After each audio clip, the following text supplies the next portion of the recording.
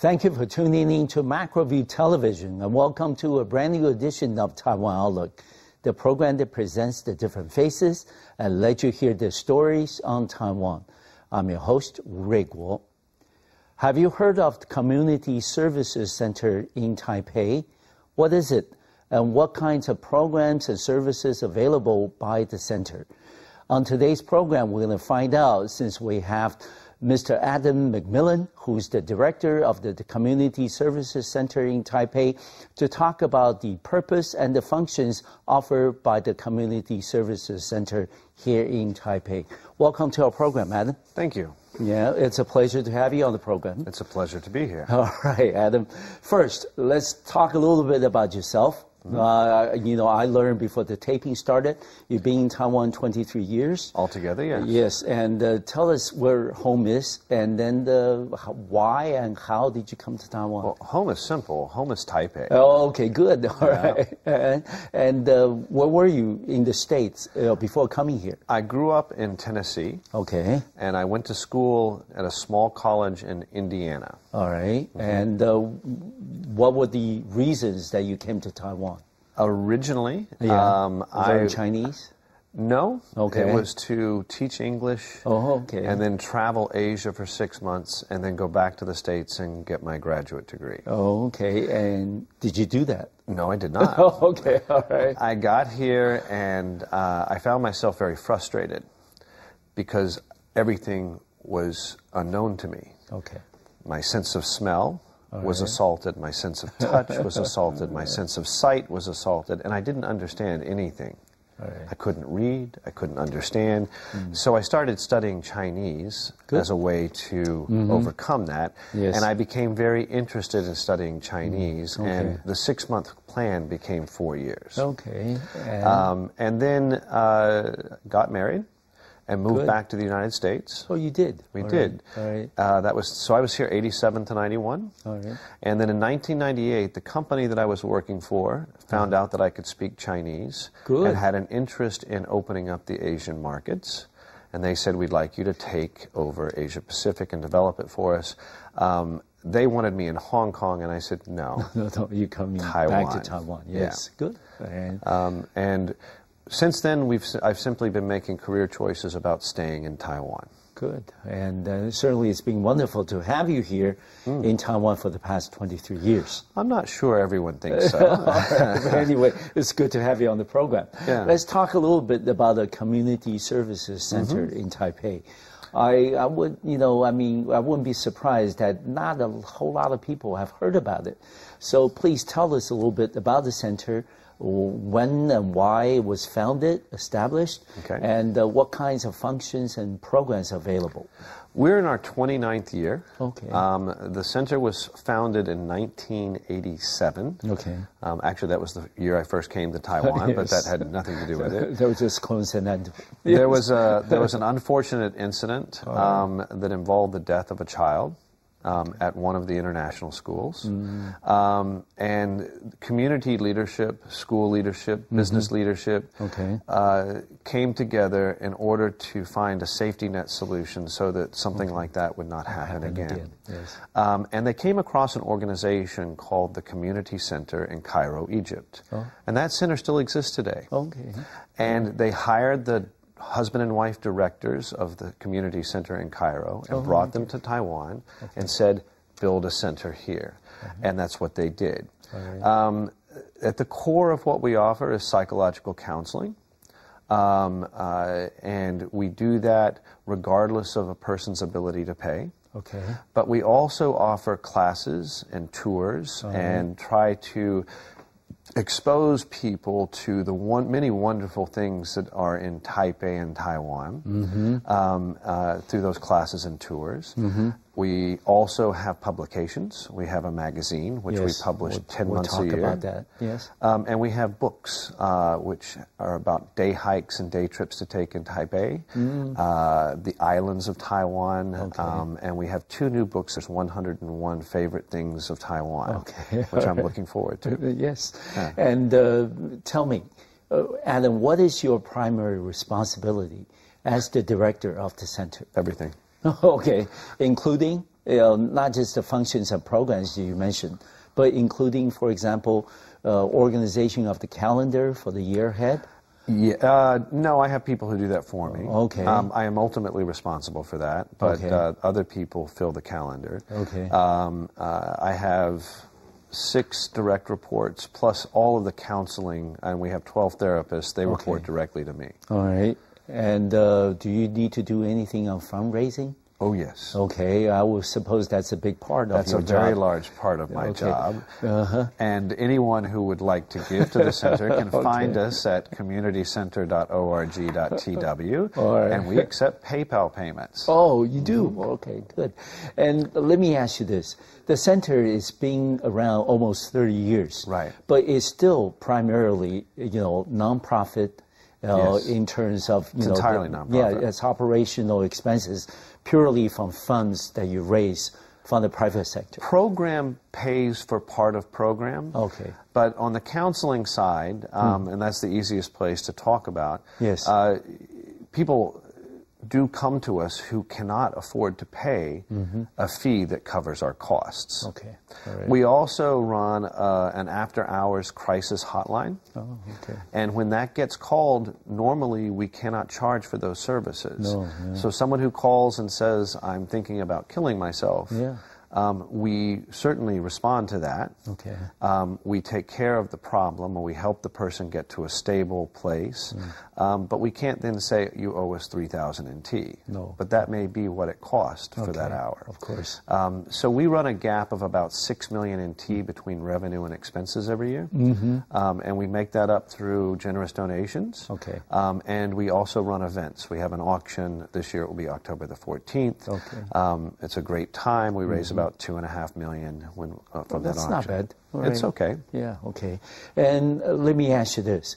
Among all the different things that the center offers, and who are your primary target? That's a very good question, and I can answer it several ways. The first way is that we serve the international community. Okay. And you certainly, from our brief conversation before we started, you're a part of that international community because you spent a good deal of time living overseas. Yes. So your perspective is much different than someone who's only lived in Taiwan. Yes. About 25% of the counseling clients we have are Taiwanese by birth.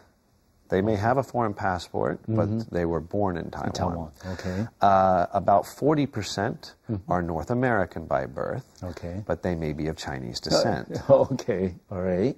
Yeah. And so that's the primary target, the people that you serve. Right. Okay. It's the international community. Can we also then look at the center maybe as a mechanism, as a vehicle for people, who are visiting Taiwan or who are here to work or go to school? They may have some adjustment issues. Absolutely. Okay, and it's a way for them to assimilate to Taiwan. Correct. Okay. I look at the classes and tours as, especially for people who are new to Taiwan, as a way of building a sense of community, finding a community. All right. And then later on, they're less likely to need the counseling services. But one interesting fact about the counseling services, and this was surprising, but when we started tracking it, most people, and by most I would say 52%, have been in Taiwan for more than 5 years. Okay. So we're not dealing with adjustment issues. We're dealing with serious mental health issues. Okay, and that is being steady about 50? Very steady. Okay, all right. So that is a concern not just for the international community, but also for the Taiwan society at large. Whether we're able to successfully incorporate these people into... I think by and large Taiwan does a very good job. And certainly Taiwan seems to welcome this community because first and foremost, you have the lowest birth rate in the world. And so people who can do the work are less and less. But also Taiwan has come to realize, I think, that diversity and diversity of cultural experience is of benefit to business. Yes, of course. And given the fact that you serving primarily the expat or international community, what is the responses that you have heard the most about people who have attended your programs or services or classes I mean, what would be some of the things they have told you, say, Adam, great job, but we'd like to see more of this?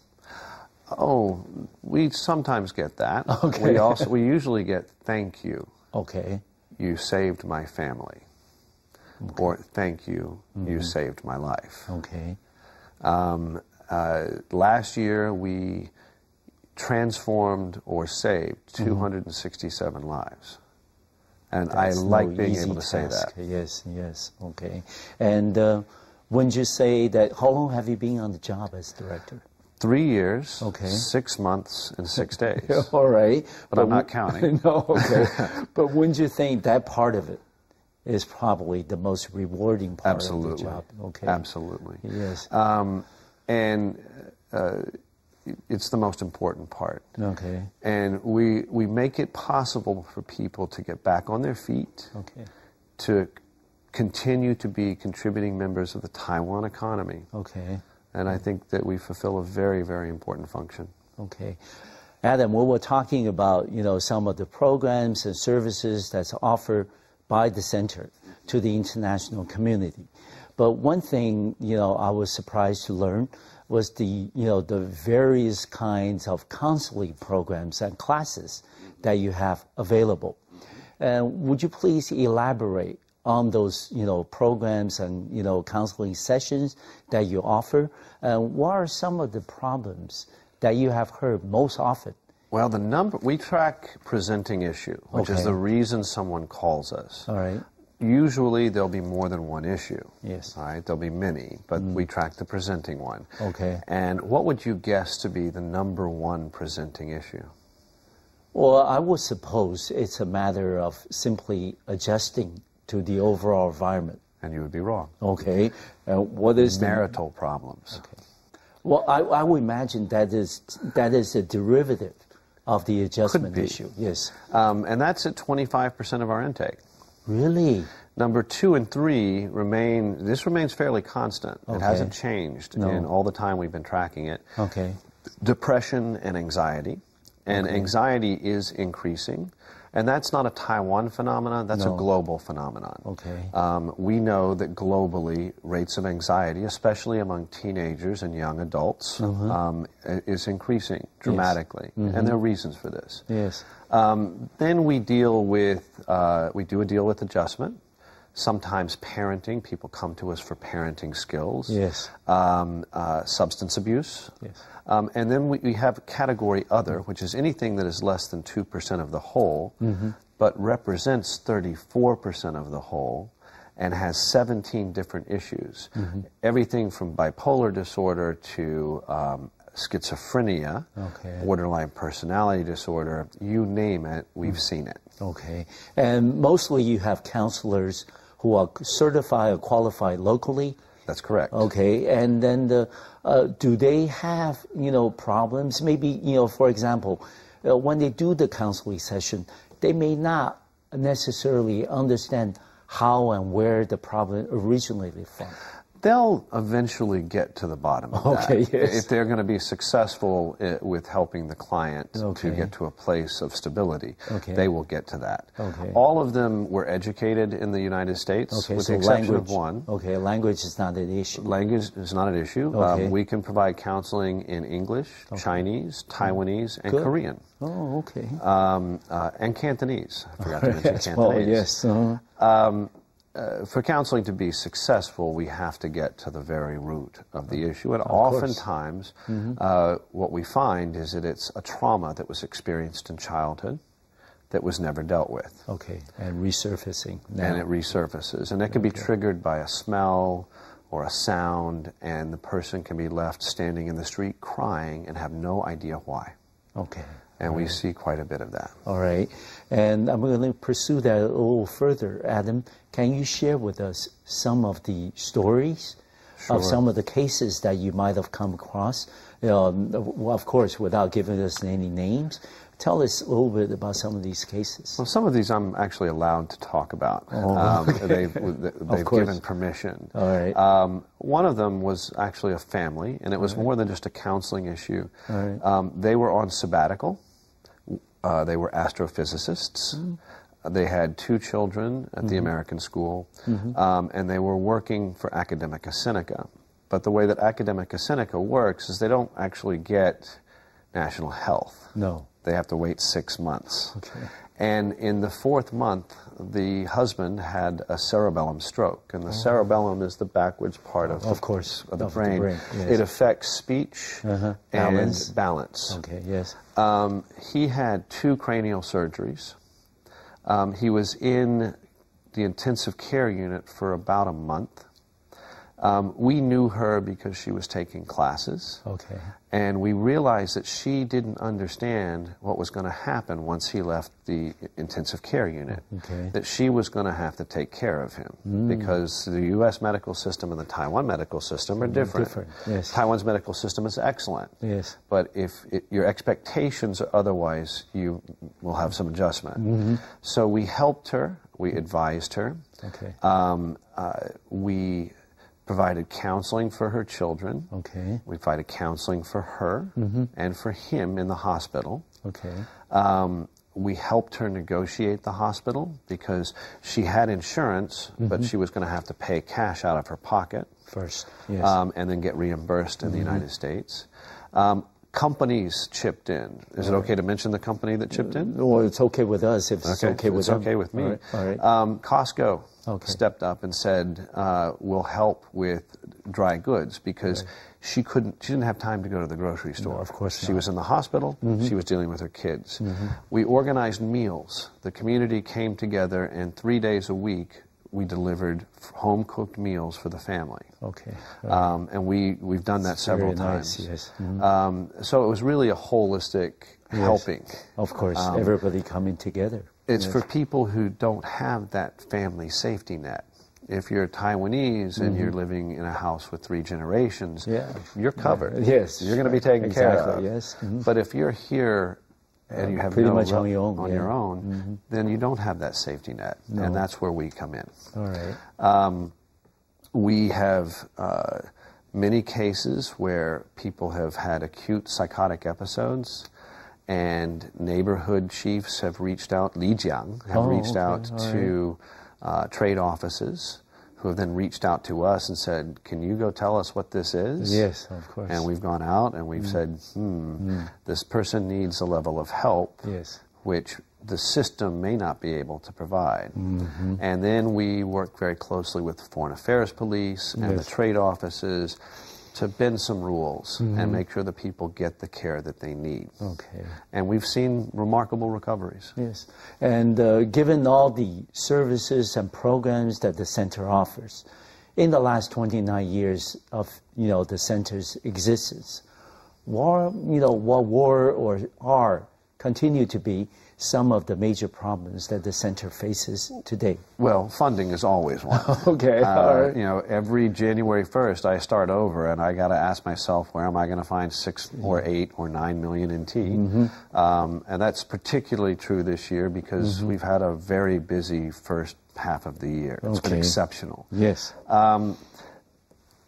Other problems are more regulatory. Okay. We work very hard to be compliant with Taiwanese law, but in addition to law, there are standards which the government imposes. Yes. And those are very hard to sometimes comply with. Yes. I currently have 3 issues. Okay.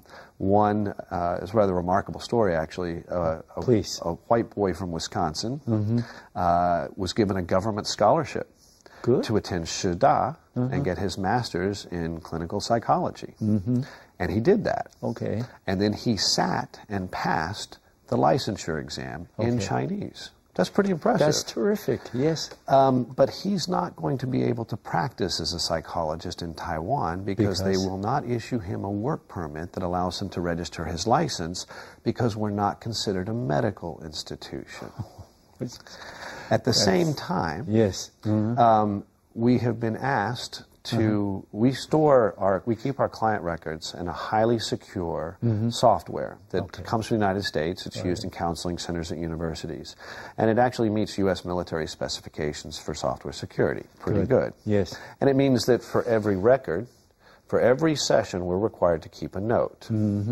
And we're being asked to either switch softwares to the only software that is licensed for medical centers, because we're a medical center. All right. Now I have a problem. Yes. I'm not a medical center. Yes. I am a medical center.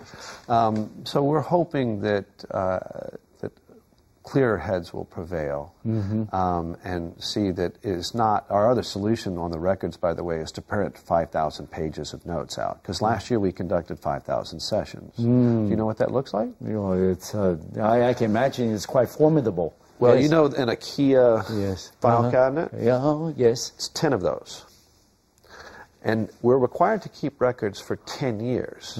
So that's 100 of those. Oh. Now I have a problem with storage. Yes. Where are you going to put them? Yeah. And I've killed several trees in the process. I imagine, yes. Yeah.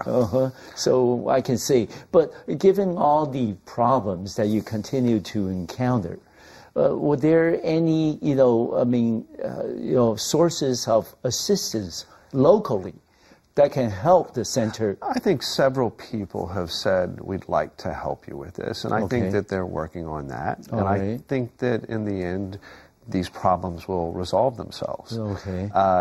There's one remarkable thing about Taiwan. Yes. And I've been here since 1988, and before that, 87 to 91. In 1987, martial law still existed. And traffic was crazy, and pollution was awful, and it was hard to get around. And the thing about Taiwan is, yes, there are problems, but they're always getting better. Okay. Taiwan works very hard on improving itself, and it's impressive. And look, today they're the 2016 design capital of the world. Yeah, remarkable. That is pretty good. It's pretty good. Finally, before we end this part of the program, Adam, you've been in Taiwan for some, 26, 27 years. And then have you noticed the kinds of problems that, expat or international community, faces have changed, or some of them have stayed the same? I think in the late 80s and early 90s, and certainly in the 70s, Taiwan was probably a bit like the Wild Wild West. Yes. And now laws have been established, like the mental health law, and laws are being enforced. Okay. And sometimes they need to be tweaked a little bit, and Taiwan's pretty good about tweaking them a little bit. Yes. It's more secure. Okay. With a legal framework. So that is definitely in Taiwan's favor. Yeah, and that's also a step forward. It's very much a step forward. Yes. Adam, thank you for sharing with us the information about the kinds of programs and services you have available at the center. But also I have learned that you also offer customized workshops, for people, whether it's in the business environment, working with, multicultural, background people, and then also in terms of, just assimilation in general. Can you tell us a little bit about those programs? Yes. In the fall, this fall, we will run a program for newcomers. Okay. And it's kind of a Taiwan nuts and bolts. All right. Everything from what's that little ticket in your windshield? Okay. And where do I pay it? 7-Eleven. Okay. To the legal system, the healthcare system. Okay. And also a little bit about culture shock, because everyone experiences it. Yes. We've been running that for several years now. We ran a course today for people who are departing Taiwan, and we called it Farewell Taiwan. Okay. And it's a course on what you're going to go through as you go either back to your home country or on to another country. All right. And for many people, there will be a sense of loss, because most people, of the international community, find something to love in Taiwan. Yes. It's a great place to live. We also do workshops for businesses and schools on conflict resolution. Yes. We've worked with several trade offices on how to identify arising mental health issues that could turn into something that is uncontrollable, and how to try to give them some tools to resolve those. We have done conflict resolution for schools. We have done cross-cultural training for foreigners or for Taiwanese, working with foreigners working with Taiwanese. It's a two-way street, but we need to understand each other, and often they don't. No. So those workshops are tailored to help them build a better sense of understanding and cooperation. Okay. And given the fact that you have been working with some of the local companies in the business sector, I mean, are they receptive to some of the recommendations that the centers or the counselors make? Yes, they are. Okay, and then would they, try to say that, well, these people are now working for this company, and they need to adjust to the subculture that we have been around with for 30 years? I think that the successful companies acknowledge that change is inevitable. Okay.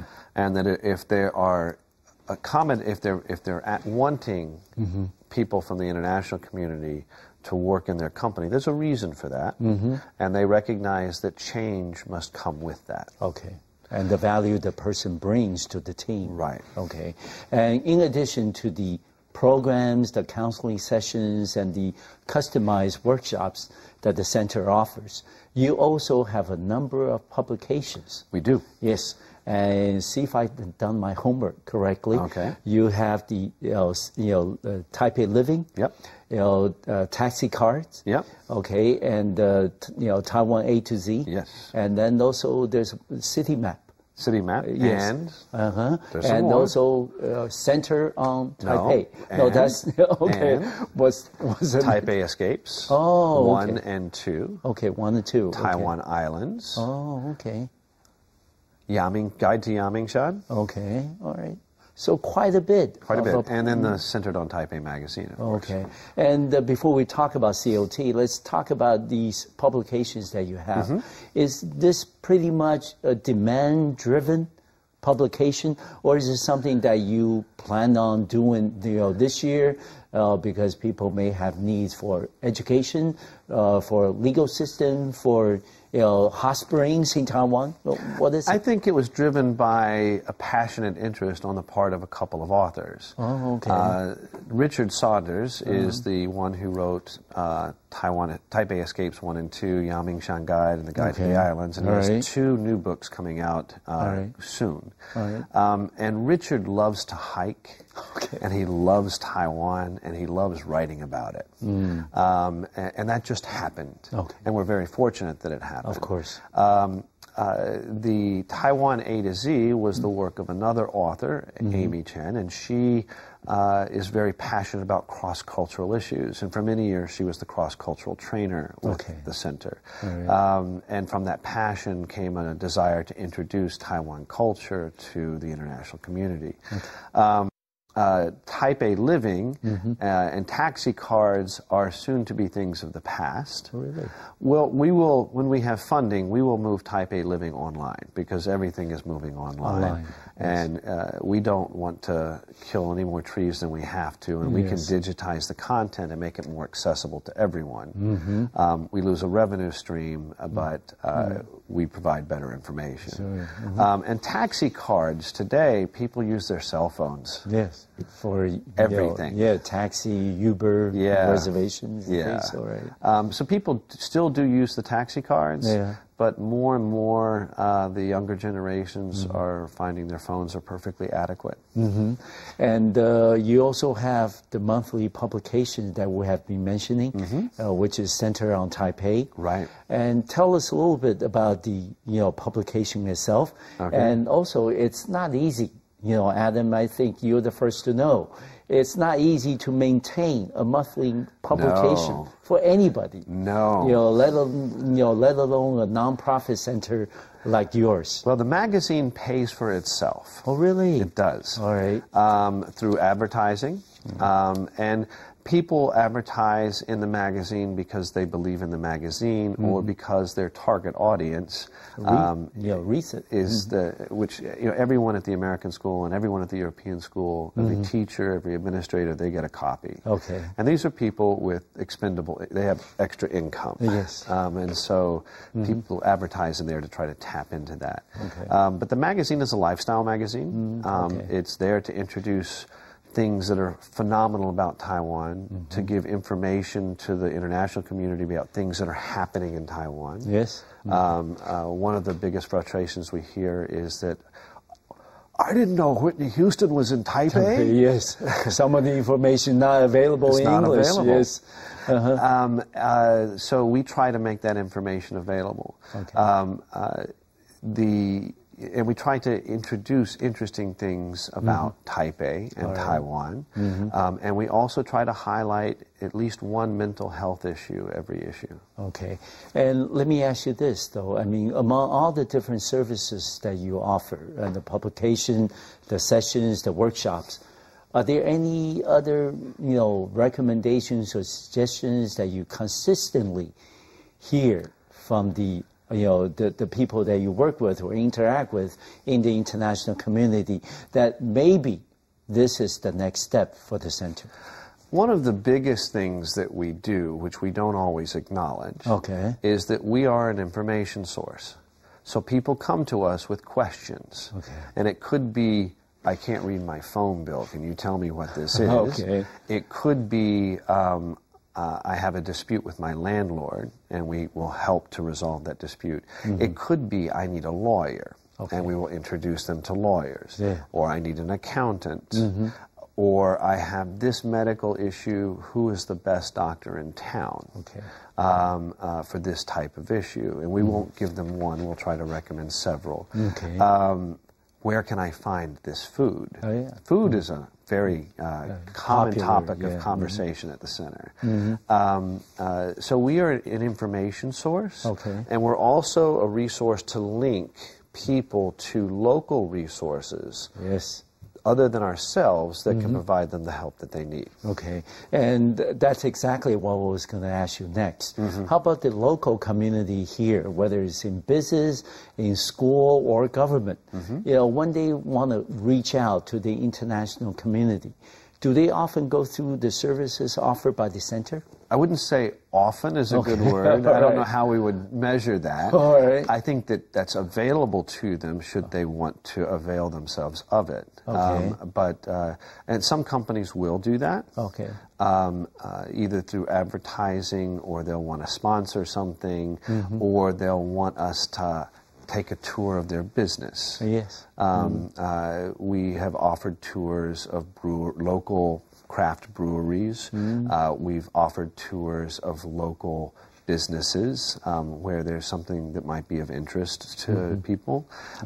And those are usually well enjoyed. All right. But let me ask you, Adam, have you ever thought about maybe, try to bring the center more, out into the mainstream and let people know that you have this center, this institution available. It's been around for 29 years, and then they offer these kind of programs. Constantly, and I'm constantly looking for new ways. We have a pretty active social media presence, and we hope that those get reposted and posted. We have a website that's visited 5,000 to 6,000 different distinct people from distinct IP addresses every month. But that's people coming to us. This is a form of outreach, and I appreciate the opportunity. And I'm very open to other suggestions about how we might get more out. At the same time, we have to balance that. Because we are primarily a counseling center, and because that does deal with people's private lives, and we have to respect confidentiality, we don't want to be too far out there. Exactly. How to find the balance is sometimes can be a challenge, You certainly have a very busy, center, very busy schedule. You have counseling, sessions, you have programs, you have services, you also have customized workshops. But on top of all these things, you also have classes. Yes, we do. All right. Classes in cooking, in languages, Chinese, and then also in many other, areas. Please elaborate on some of the classes that the center offers. Well, there's certainly the Chinese classes, and for a lot of newcomers who join, these are the people who they take that class with become the core of their friends as they throughout their life and tenure in Taiwan. Beyond that, we have calligraphy classes. Good. We have Chinese medicine classes. We have cooking classes. All of this is managed very well by Rosemary Sousa, and it's something where we have some things that are tried and true, and we always have, but every semester we try to have something new. Okay, additional. Yeah. Okay. And what if, I'm a regular, participant of events at the center, and I think, hey, maybe, Adam, you can have a class on, something that I'm interested in, and I also have a lot of friends who are interested. Yes. Can I come to you and say... You would go to Rosemary. Oh, okay, Rosemary. And we're usually about 9 months ahead. Oh, so we are already, she's almost finished up planning for the fall of 2016. Okay. And in June, we'll start talking about the winter and spring of 2017. But yes, that's how that happens. Someone comes and says, I'd like to teach a class on this. All right. And we will put it out there. We don't guarantee that we'll run the class. Yes. If enough people sign up, then we run the class. If not enough people sign up, then we don't run the class. Okay. It's fairly simple. All right. And do you think the classes can be a source, an avenue for the center to reach out, especially to the newcomers? They in town for the first time, they don't know many people, they want to get involved and get assimilated as soon as possible, and the center, especially through these classes, absolutely, can be very helpful. This is where they form their first friendships, and these become lasting friendships for their 1 or 5 or 10 years in Taiwan. Okay, and let's shift the focus a little bit and concentrate on the cooking classes that you offer. I mean, how does it, go? I mean, do you... We have a teaching kitchen in the basement of the center. Okay. It's now ventilated. When I started, it wasn't. It wasn't. When they ran these classes, especially the Indian food, which has lots of hot chilies, people's eyes would be crying. There are some classes that we run every year, rolls and wraps, which is about, Taiwanese rolls and wraps. Okay. We have a dumpling class that is well attended. But we also have classes from other countries. We've run a Korean cooking class. We've run a Japanese cooking class. We've done Italian, Indian, Thai has been popular. We tried a Southern U.S. class. Okay. No one signed up for it. I was going to teach that one. Okay. Oh, really? Yeah. All right.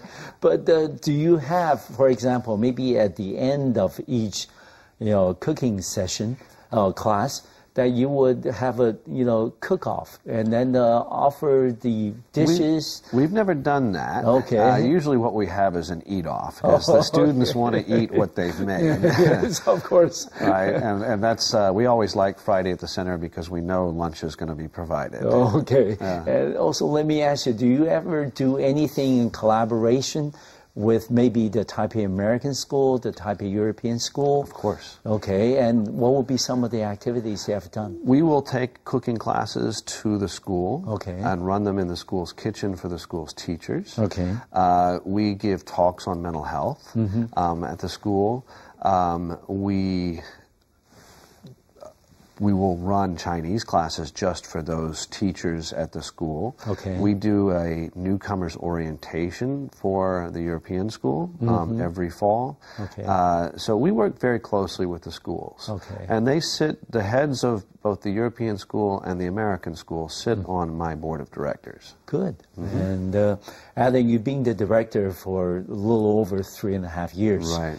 And then over the the last 3.5 years, you've seen a lot of people come and go and things, and you've been very busy offering all these classes, programs, and workshops. Do you think the center does meet the expectations that people have about a source of services like the center is expected to offer, and then really help them to get involved, to get assimilated in Taiwan? I don't think so. I know so. Oh, okay. And what's been the response with people?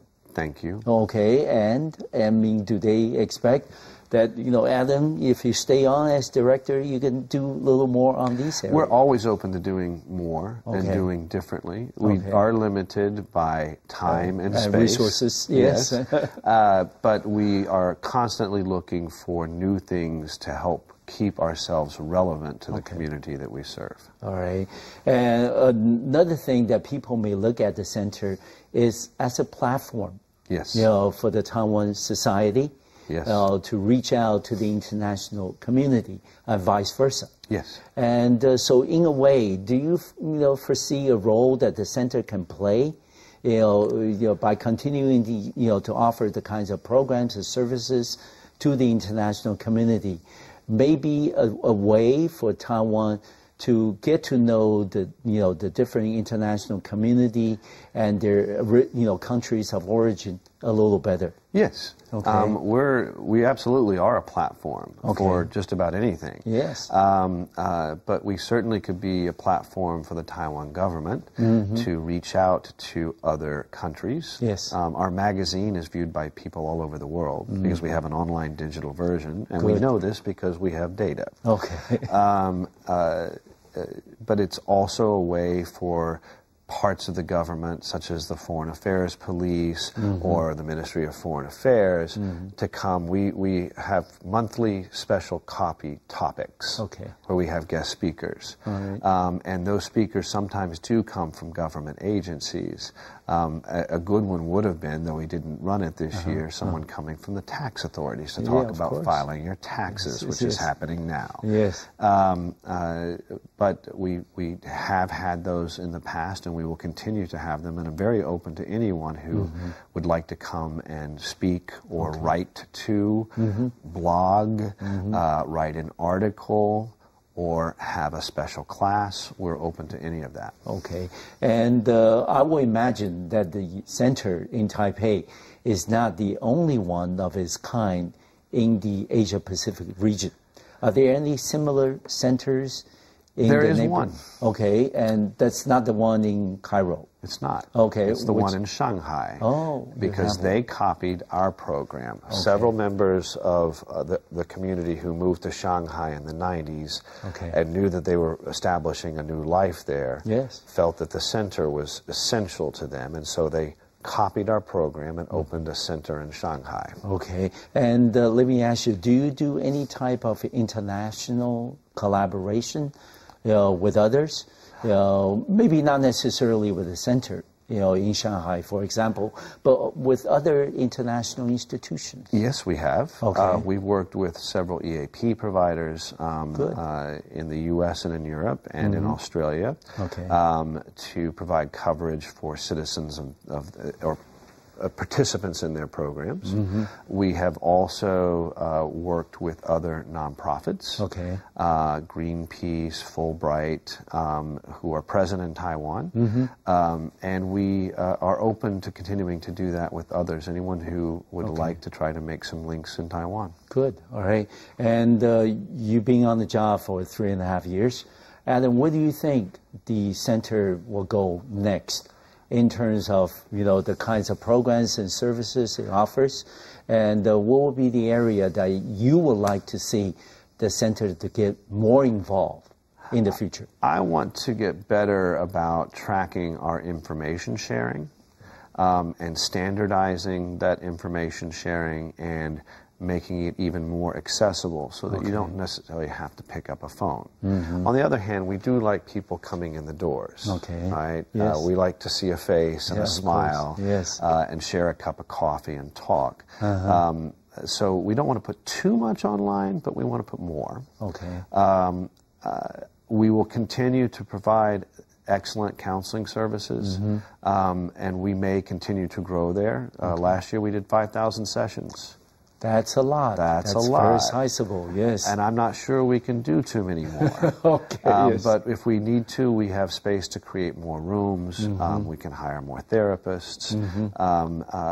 That's always possible. Okay. One of the things which we are implementing, we do crisis response. Okay. But we discovered we didn't really have protocols. So we're in the process of establishing protocols for responding to crises, and we're doing it through a very formalized approach. And then we will offer crisis response programs for people who are willing to pay a retainer. And what we will do then is guarantee that within X amount of time, maybe 12 hours, maybe 24, we will have X number of therapists on site. Okay. To be able to handle whatever needs to be handled. Yes. All right. Yeah. And Adam, the final question I have for you on the program today is that you have been in Taiwan for almost 30 years. 23. 23. Don't stretch it. That's I'm 51. I'm not 59. Excuse me. But, you must have seen a lot of changes. Yes. In Taiwan. I'm not just talking about the tall buildings, the high rises, the highways and things. No. I'm talking about the kinds of changes that you have seen in the people, in the culture, in people's, perception of things. How Taiwan is becoming hopefully more international. Things are becoming more accountable, transparent. Do you see progress being made in those areas? I do. Okay. I think one of the remarkable things about people in Taiwan is that they're very open. Yes. They're very open to things that are new, and they're even open to change. Yes. And that's remarkable. I don't know that you see that in many places in the world. Not really. No, certainly not in the United States. No.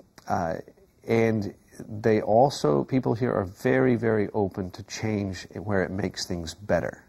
And I do think that the legal system has gotten better, though still fundamentally it is an 19th century feudal Japanese agrarian system, which that's a challenge. Yeah, it is. But yes, Taiwan is always getting better. Yes, all right. And certainly we would like to see more people, with your background and skills coming to Taiwan and make the, local scene a lot more active and lively and also in tune internationally. Thank you very much, Adam, for being a special guest on our program today. Thank you. Certainly want to wish you and the center all the best in the future. Great. Thank you. Thank you. All right. Thank you for watching our program today. I'll see you next time on Macro View Television. Thank you.